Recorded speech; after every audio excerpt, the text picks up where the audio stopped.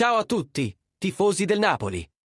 La nostra squadra sta sempre cercando di migliorarsi e il mercato estivo ha visto tante trattative e colpi interessanti. Oggi vi raccontiamo una storia di mercato che poteva cambiare il volto della nostra difesa.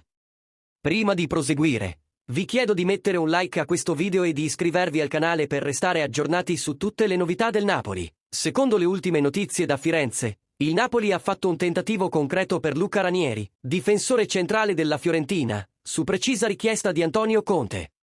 Ranieri, classe 99, è un giocatore versatile, capace di ricoprire sia il ruolo di centrale che di terzino sinistro, e addirittura di centrocampista di sinistra.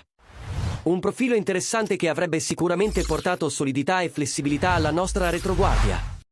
Daniele Pradè, direttore sportivo della Fiorentina, ha confermato che un grande club aveva chiesto informazioni sul giocatore, ma senza rivelare il nome.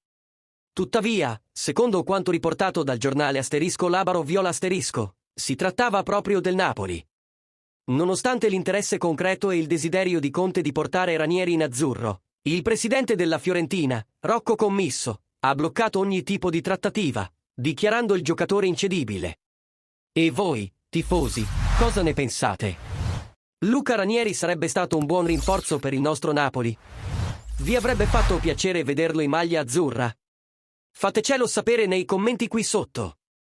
E se questo video vi è piaciuto, non dimenticate di mettere un like e iscrivervi al canale per non perdervi nessuna notizia. Forza Napoli, sempre!